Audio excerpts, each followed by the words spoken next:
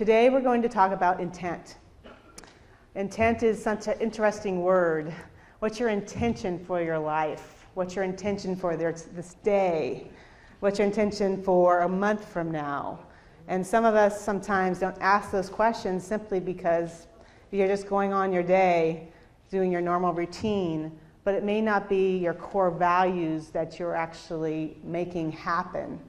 The stimulating your soul and making you feel alive every day is the goal of this talk. I also am going to talk about some things that are important to you in regard to just living the best possible life that makes you happy, content, and also to feel that you are surviving but also thriving. And so let's get on with the talk. So I have some questions for you, and please forgive me, I like to walk around. One of the most important questions is, what is important to you? And you may not know that answer because we walk our days, we love our family, we love our friends, we love our life, but is there something that you may want to ask yourself, what today is important to you that you accomplish to be able to feel fulfilled in that day? The next question I have for you is, what is your mission in life? And it may, of course, has changed throughout the life of you.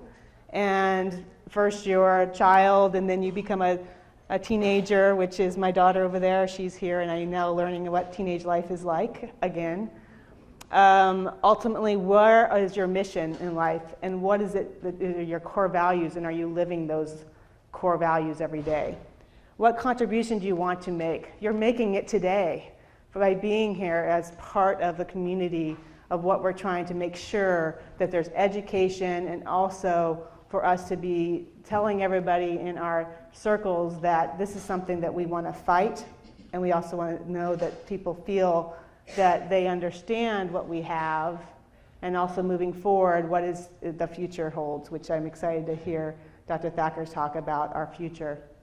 Next is, what makes you unhappy, uncomfortable, and stressed out? I know that's a weird question to ask you this, but if you know that, you stay away from it. Sometimes we tend to be the desire to please, and sometimes that's not the best thing for you because you may not have anything left for yourself. And so that's why I asked that question. Next is, what do you want to do with your life? Whether it be this today, you made it today. You're here today. Let's give us a huge applause. We made it today. Woo! The next thing is, what does your month look like? What does your year look like? And if you have intention for those moments and those questions, then you will feel fulfilled. So intentional life, this is a kind of a hard slide to read, and I don't really tend to talk off my slides, but I'm going to just read this a couple things. Intentional living is a daily habit. It's not just once, it's daily. And a series of small actions repeated often that build over time to build the bigger picture of life. Doing something once won't change things, but doing something for 21 days, research has shown that that becomes a habit. 21 days, just give me 21 days. And then we can talk about the next possibility of moving forward in an intentional life. It doesn't just happen, it has to be created in your mind, and action has to be part of it. And so ultimately, that's through a series of small daily actions we can get to that place and feel good every day. There's an interesting thing that my daughter asked me. She said, "Mom, I'm nervous about you leaving this world." And I said, "Well, we're all going to go." And the understanding of that is, I want you to know something, Olivia. I want you to know that I've had the most wonderful, incredible life because we've lived with intention. And we've done the things that ultimately give us joy and bliss and happiness. So if I was to leave tomorrow, I am so grateful for the opportunities that I've had in this life because we both have lived an intentional life. And so that's part of it, that you leave behind the beauty of that message, that you really did live a life that was worth it. They gave you an opportunity to feel like, wow, your kids, your children, your grandchildren, and so forth, they knew that you lived a life that was fulfilled and happy. And so that's our goals today. So practice tips for living an intentional life. Clearing the excess. Oh my goodness. Some of my family members, they like to keep everything. And it's interesting that sometimes that clutter can clutter your mind too. And so if you have a simplistic life, my dad always said, keep it simple, stupid. He said that all the time. If you can keep it simple, you can really live a life that is engaging because you don't have all the excess. The second thing is raising your awareness. What is your core values? Do you know them? Is it something that we can walk through together and work them out and see what they are so you can walk away from this talk saying, hey, I think these are the things that really are important to me. And the other things that may be too excessive or not something that you really need, you can kind of say, maybe that person in my life is a little bit too much for me. Or maybe I'm pushing myself too hard, and maybe sometimes just having a moment to be able to reflect and be happy without pushing may be a good idea. But you have to find a way that makes you fulfilled. I know that your people that are in your life want you to have the best, most healthiest life, and sometimes the pushing can be a little bit hard on you. They only do it because they care and they love you. But I understand that sometimes it's a little bit harder, and allow yourself to have that one day. But just don't make it that a habit, because we tend to not do something and then we don't do it again and again and again, which I'm talking about, of course, about exercise and eating well. And so curating a life based on things that matter most to you. So this is just basically talking about self-care and having a mindset that allows you to build yourself into a place that you feel really good as you walk through this earth. No matter what the consequence, whatever's going on in your life, at least you're living your core, everything else is doable. So I wrote this paper about the 6 pillars of brain health, and it was published in the San Diego Magazine when I was at Scripps. And it was really nice because it's a nice routine journey of evaluating what you're doing on a regular basis on your daily life, and things that you can absolutely do today, starting today, that will give you an opportunity to be as healthy and as solid as you can be going forward. And so these are the things that we can actually do that we are in control of. So I'm going to talk about each one of them in length, but what these say, because it's, again, lots of words: eat the rainbow, sleep well, stimulate your brain, move your body, stress less. I know that's sometimes hard, but we can make this happen together, and ultimately manage your overall health the best you can. So let's go through each one of those.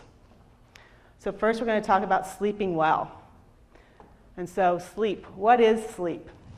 So sleep, we used to believe, is like they just giving me a little bit of time to just relax and my brain's doing nothing.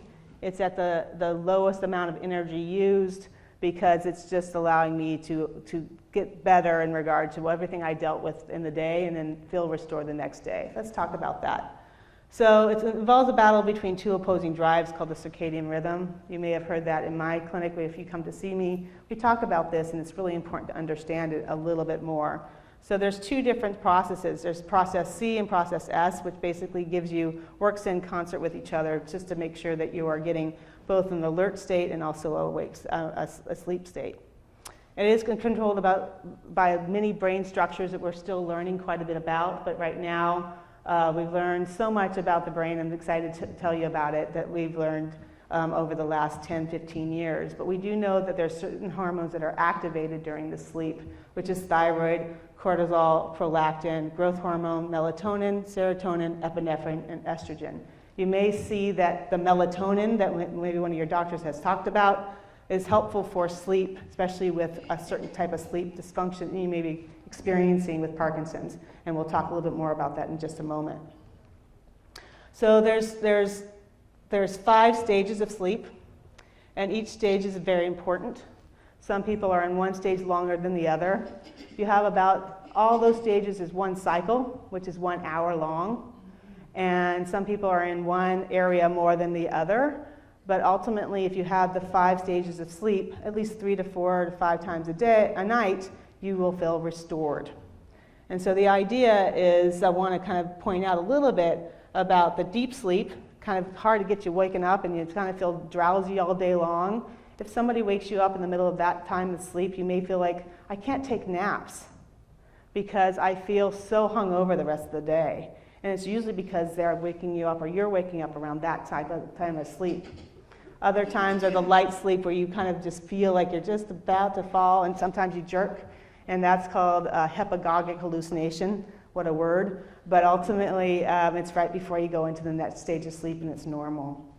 And ultimately, REM behavior is your dreamlike state. This state, which we'll talk about a little bit more, is something that some people have. That's a sleep dysfunction where you're in dreamlike state, but you act out in your dreams, you talk in your sleep, and sometimes it can be hindered by opportunities for you to actually have a deeper sleep because of the fact you're in the REM too long, or that you are acting out in your dreams and you're so tired in the morning. It's because you've been acting out all day at night and you don't feel like you had a solid sleep based on the fact that your body's moving, and it should actually be paralyzed in that stage of sleep, which we'll talk about as well.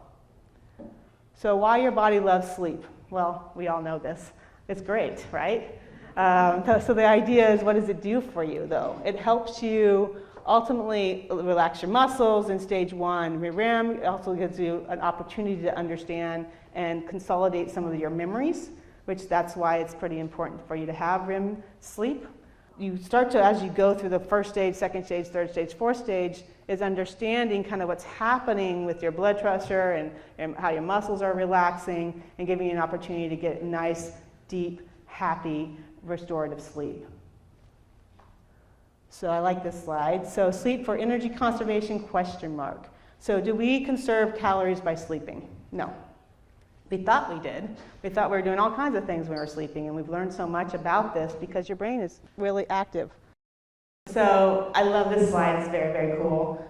This just has a whole bunch of little letters here, and there's somebody sweeping it by. This is a great, great slide, and I'll tell you why.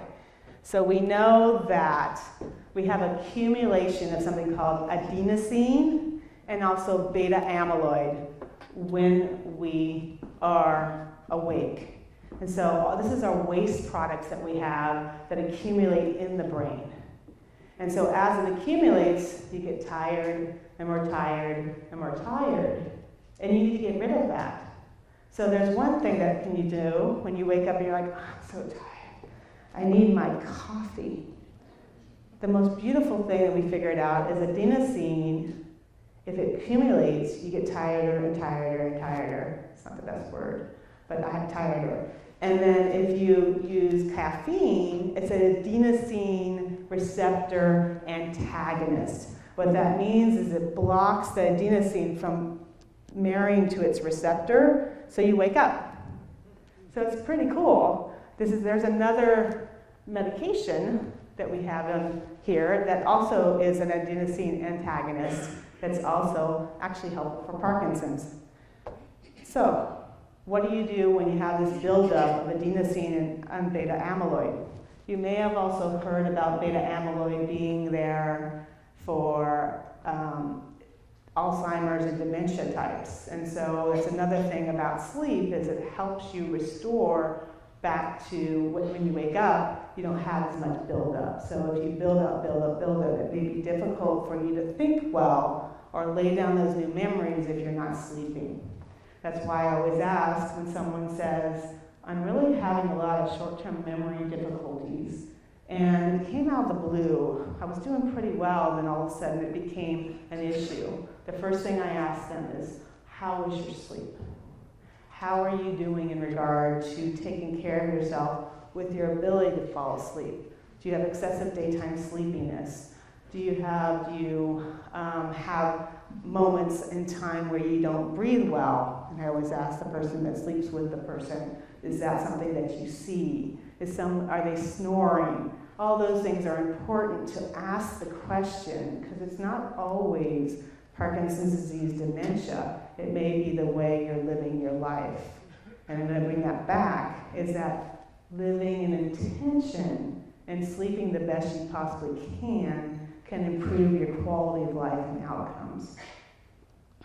So this is also very cool. Lymphatic system. You've heard of the lymphatic system, which ultimately clears your body from waste. But you have this very strong blood-brain barrier. that blood-brain barrier doesn't allow you to have the same cleaning system that you do the rest of your body because it's very protective. And it doesn't allow things to come in and out of the brain, which you're really happy about. So you need a different type of system. And this system is called lymphatic system. And what it does, it's a cerebral spinal fluid, clears the area. And what happens when you're sleeping, which I think is really cool, is that your brain shrinks and allows that cerebral spinal fluid to clear out that system. And so if you're not sleeping, what happens is the brain doesn't shrink the way it's supposed to. It's a mechanism, and it doesn't allow you to sweep out all that amyloid and that adenosine that's building up throughout the day.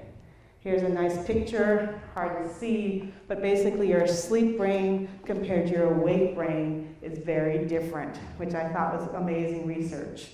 Because we found out ultimately it is a restorative thing, but it's also a cleaning up thing that happens when you're sleeping. So brain processing and memory consolidation, like we talked about, you can have definitely short-term memory difficulties and not really remembering things as well if your brain is full of adenosine and beta amyloid from not having a nice restorative sleep. And so we talk about that in length when we're together at the clinic because I want to make sure your sleep is the best it can possibly be.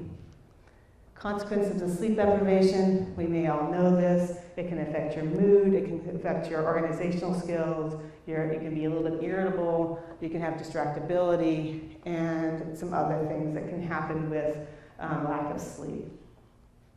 So some of you may have experienced this. This is called restless leg syndrome. What does that feel like? Well, if you haven't experienced, it's really hard to tell you.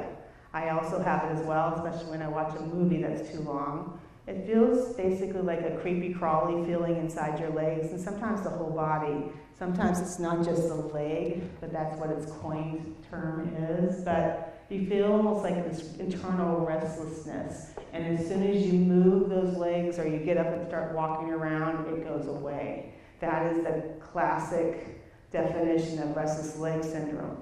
And this can happen with a dopamine deficiency, so you maybe experience this when your dopamine levels are low. And so how do you treat this? Dopamine agonists, gabapentin, Lyric, and Horizon are the best at this point for that certain experience that you may be having.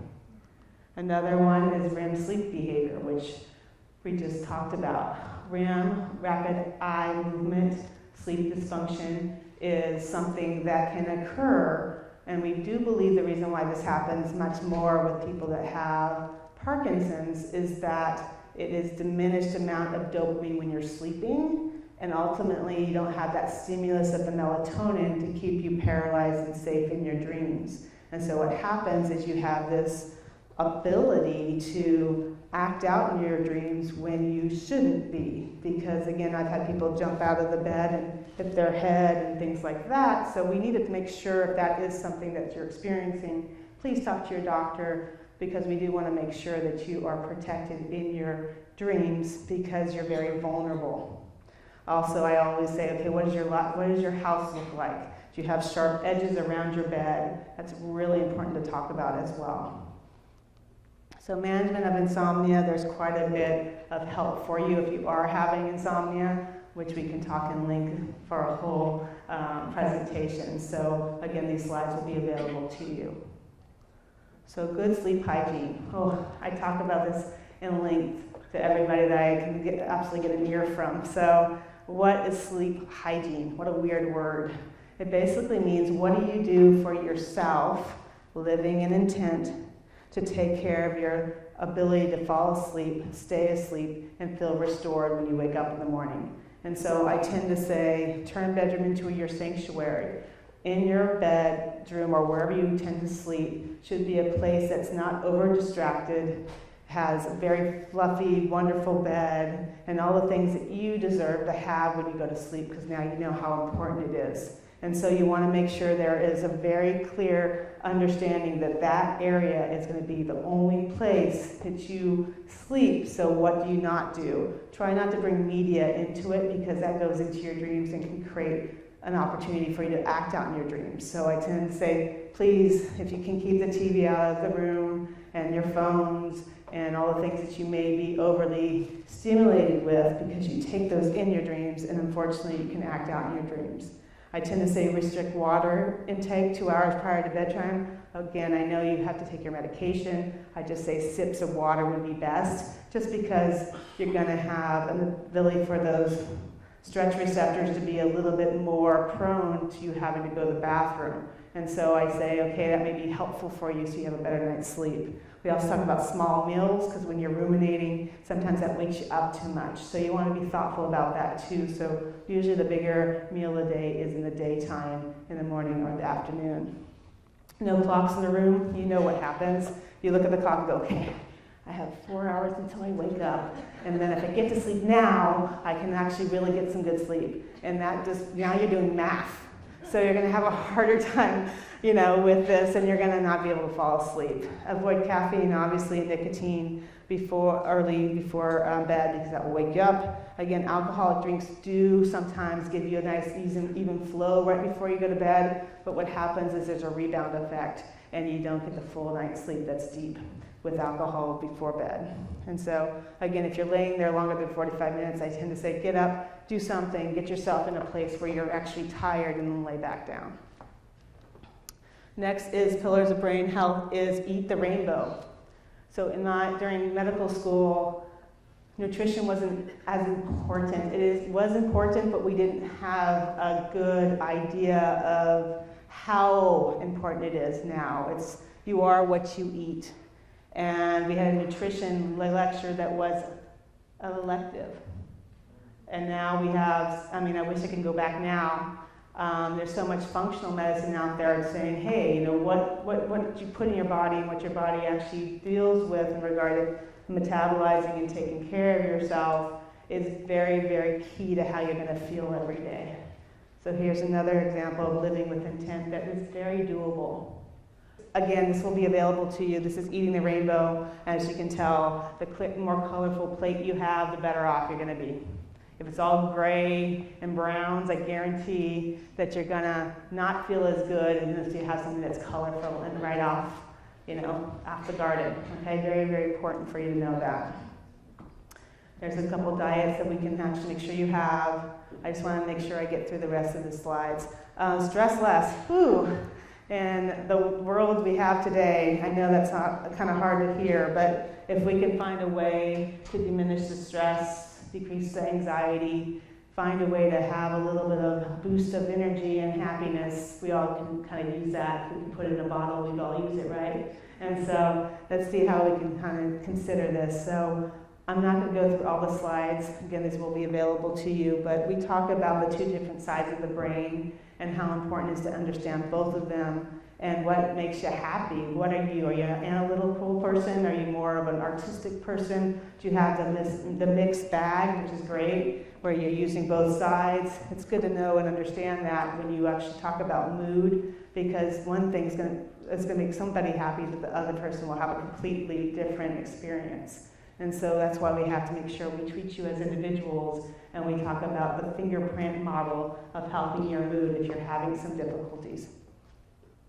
And so definition of happiness, well-being characterized by positive emotions ranging from contentment to increased intense joy and good fortune. I know that you know what happiness is, but I ultimately wanted to give you the definitions of these things based on the fact that there's a couple things that you may not know, and you let me know. So again, apathy. This is very important to talk about.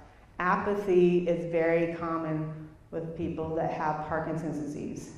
And a lot of times you may think, or your spouse or your significant other or your family might think that you're depressed, and you're not. You just change. The things that used to make you excited, like let's go play golf 3, 4, 5 times a week, sorry. You could do that too. And you don't want to do that anymore. And that's automatically saying, oh, well, he's not excited about life anymore, so he must be depressed. And that's not the case. It's just that the dopamine levels change, and you just change the way you care about things, and that's okay. It's not a mood disorder. It's ultimately just figuring out what is it that will keep you going. And again, motivation sometimes can be difficult with dopamine deficiency. And so apathy needs to be addressed, and not always, let me give you a pill to help you with your depression, when you actually just have apathy, and we just need to work through it and talk to you and figure out what's you're happy with and what you feel that you would like to do today, tomorrow, the next day. It may not be golf anymore.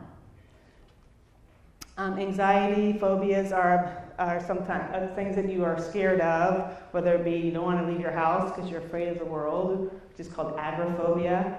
There's other types of phobias, but then there's also a fear base that you can't put your finger on why you feel internally worried and feeling like you're ultimately things are going to happen to you and you're not sure what they are. So you live in an anxious state. That's a thought process that we have. And so we always want to make sure we address this as part of Parkinson's, because you can have low levels of serotonin or epinephrine, which are mood stabilizers. And I always want to make sure that we have that conversation about these things.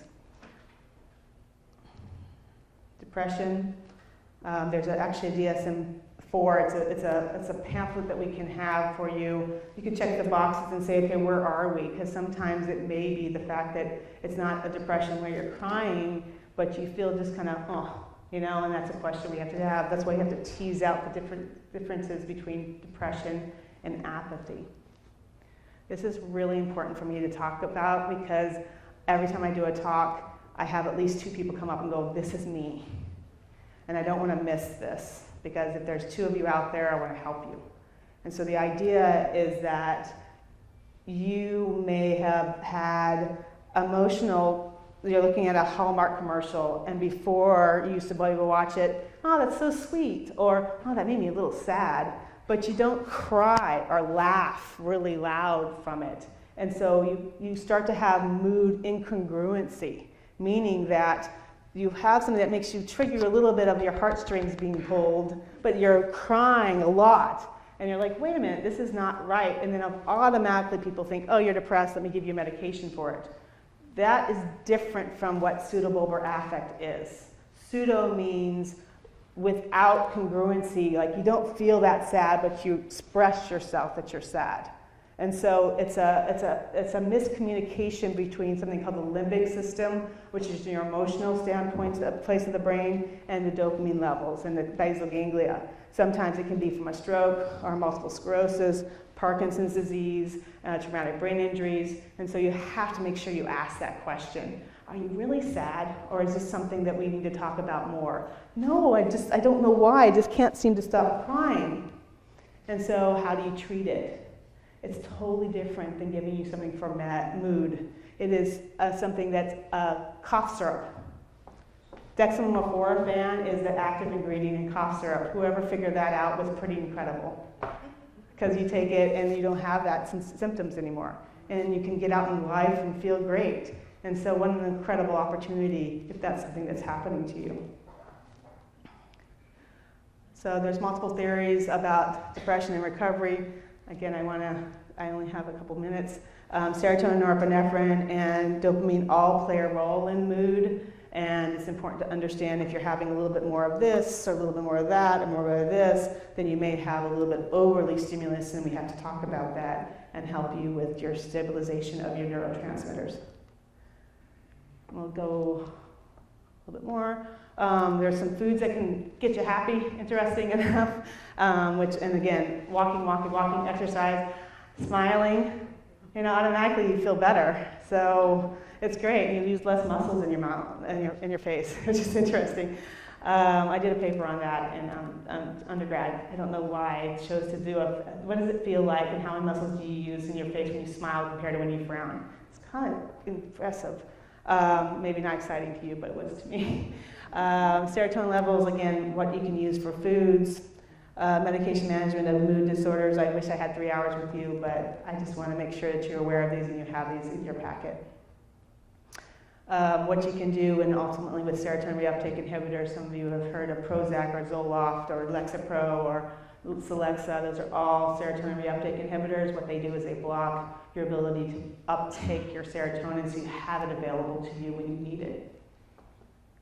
Dopamine, yay, we love dopamine. So dopamine is a pleasure and reward neurotransmitter, and you know what it does because it helps you with your motor and your sensory and all your non-motor symptoms of either constipation, lack of smell, and some other non-motor symptoms. We have so much to talk about, but I have only limited time, and I hear Belinda. I'm getting it. We're okay? Okay. Okay, so again, if you use these, eat a banana a day. It's basically what I'm telling you, and you'll be happy. It will give you serotonin. So some things ultimately help people that are foods that can boost your mood more than others. So that, again, a lot of rainbow-like foods, which again, I'm a huge fan of taking care of yourself in regard to healthy eating.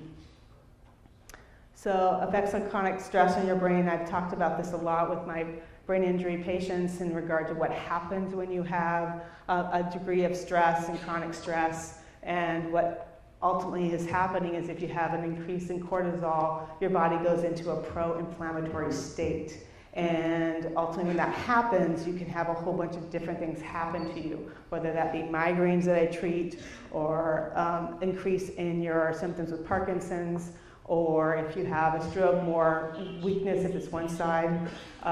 Basically looking at all the possibilities out there. Again, I'm a neurologist, so I look at that on a regular basis, is what does stress do for you in regard to your body, being able to handle it, and what happens when it tips over and it's chronic stress.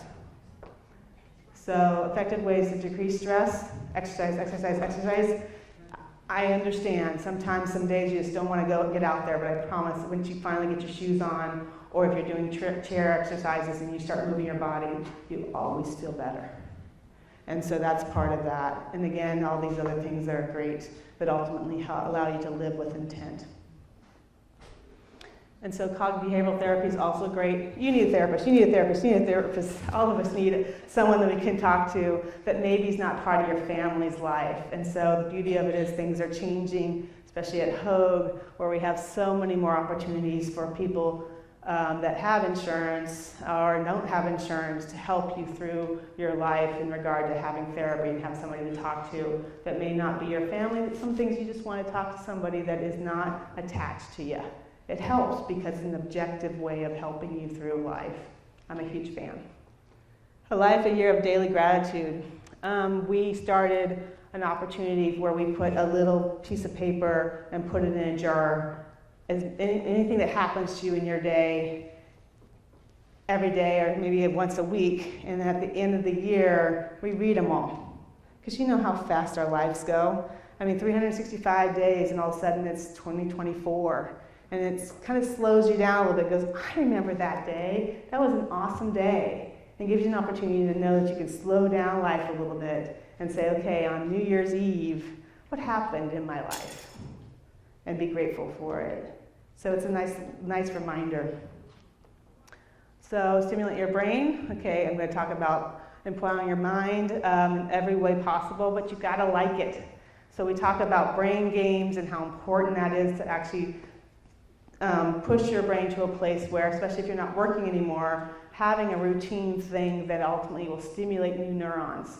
We now know in the hippocampus, in the place where we lay down new memories, is that we can actually have plasticity there, which means that you can actually build on those neurons by building your bodies and your minds, by doing aspects of cognitive therapy, whether it be learning a new language, saying hello in 20 languages, stimulate. So they looked at all these mice models and other models to say, okay, what if they learn a new task? What happens? And they found that all these neurons were growing in that area of the hippocampus because it was a new learning pathway. So please, I promise you it's worth it.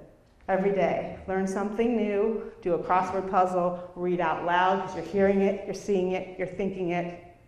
It's very important for you to do this on a regular basis to keep your mind sharp. Move your body. Ooh, I love this one.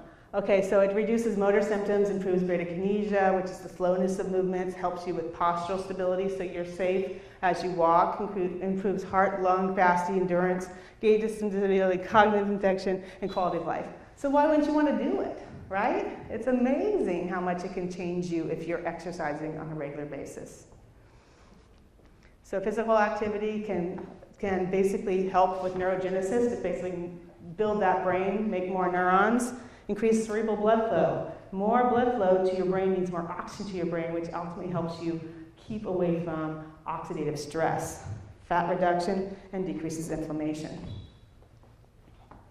Ways to empower your body, just start today. And in 3 months, I promise you'll thank yourself.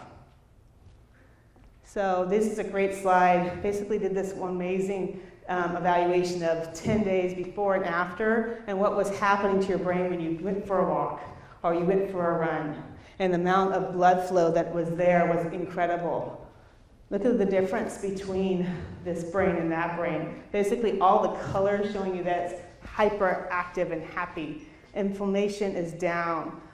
Opportunities for the brain to heal are better. Everything that you can do for yourself comes to the place where what you can do with intent. And exercise is one of those things that you can definitely do every day to help yourself.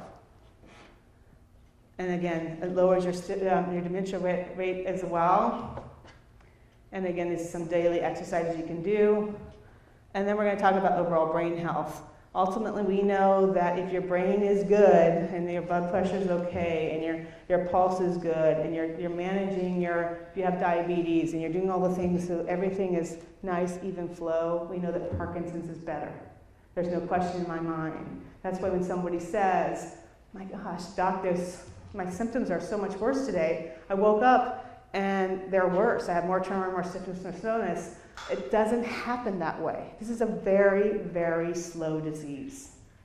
But if you maybe have a urinary tract infection, you're going to have much more symptoms. If you're constipated, you're going to have many more symptoms. And so we just have to ask ourselves, what's different from today than yesterday? And also to see if it's still the trend tomorrow. And that's what we talk about in the clinic. And so this is my daughter at probably 6. And I like this quote: to ensure good health, eat lightly, move your body with intent, breathe deeply, live moderately, cultivate cheerfulness, and maintain an interest in life. I think that's really important. And so we're going to sleep improved, stress less, eating a bit well, stay hydrated, exercise your body, and exercise your brain is a way to build a better you. And so be crystal clear on your core values. Again, we talked about core values. Figure them out. We're going to have a wonderful, I know we're going to do it. We're going to have a support group where we can actually walk together and say, okay, what are your core values? And it's going to be different for every single person in this room because you're an individual. And once we figure those out, then we get to a place where, okay, am I living the best life? Am I getting to that place where I'm still living my core values? Stay healthy, set healthy boundaries. You may have people in your life that may be overly taxing on you, and it's not a nice, balanced relationship. I tend to talk about this a lot because it's really important to say, okay, I'm going to think about my key 5 people in my life. Are they healthy?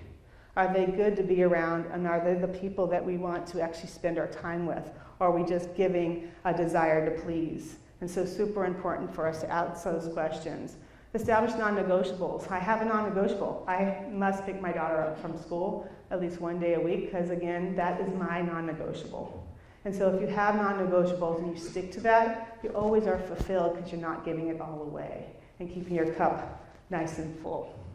And know every single day counts. Today counts. Look what you did. You're here. And that's huge. And so I think, if anything, if we live with intent, we find a way to actually feel like our life was worth it. And I can tell my daughter, hey, I had the best life ever because I lived with intent.